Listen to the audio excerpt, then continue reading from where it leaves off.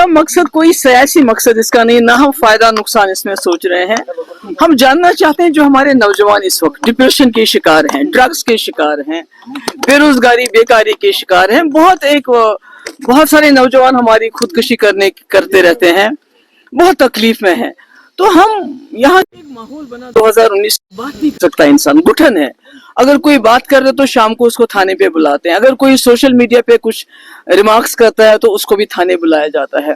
तो इसलिए हमने सोचा कि हम क्यों ना नौजवानों के पास जाएं, जिसमें बुजुर्ग भी थे, बच्चियां थी हमारी, और उनके दिल की बात सुने कि वो क्या सोचते हैं, वो क्या चाहते हैं और पीडीपी उसमें क्या रोल कर सकती है। और आज भी अच्छा लगा मुझे, यहाँ काफी बच्चियों ने बात की, अलग अलग ड्रग इशू पे, एनवायरनमेंट पे बात हुई, डोमेस्टिक वायलेंस पे बात हुई, बेरोजगारी पे बात हुई, 370 पे बात हुई, कश्मीर इशू पे बात हुई।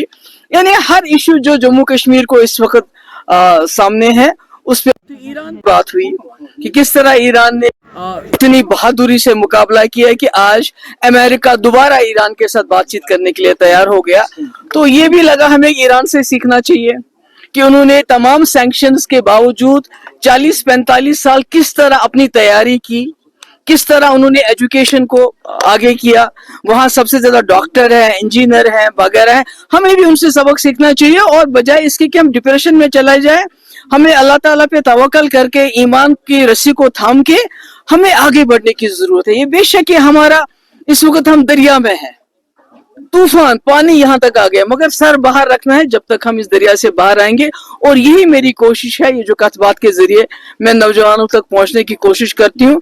इसमें जो लोगों के इलाकाई मसाइल हैं, सड़कों की बात, स्कूलों की बात, अस्पतालों की बात, यूनिवर्सिटीज की बात, मेडिकल कॉलेज की बात, इसके बारे में भी बात हुई। जो हमारे एमएलएस हैं वो इस पे भी बात करेंगे, मगर जनरल ये बात थी कि जो हमारे यूथ है, नौजवान लड़के लड़कियां हैं, वो अपनी दिल की बात खुल के इस बात में करें। Thank you. तो क्या कहना चाहिए? मेरे ख्याल में उसमें तो एक्शन हुआ है, कुछ लोगों को गिरफ्तार किया गया है। तो यही मेरे कहने का मकसद है कि मैं ये जो गौ रक्षक अपने आप को कहते हैं तो और जो बीजेपी के लोग हैं, मेरा उनसे यही कहना है कि ये जम्मू कश्मीर है, ये यूपी नहीं है, ये बिहार नहीं है। तो यहाँ अगर आप इस किस्म की हरकत करेंगे उसके नताइज सबके लिए बहुत खराब होंगे और खासकर आप लोगों के लिए बहुत खराब होंगे। यहाँ का माहौल खराब मत कीजिए। आपको नहीं लग वो न्यूट्रल होना चाहिए, वो अपने आप को किसी के साथ जोड़ना नहीं चाहिए। पर बदकिस्मती से जो हमारे प्राइम मिनिस्टर इजराइल चले गए इस जंग से पहले, उससे उनकी पोजीशन न्यूट्रल नहीं रही। उससे लगता है कि कहीं ना कहीं हिंदुस्तान इजराइल के साथ है, तो वो सालिसी कैसे करेंगे।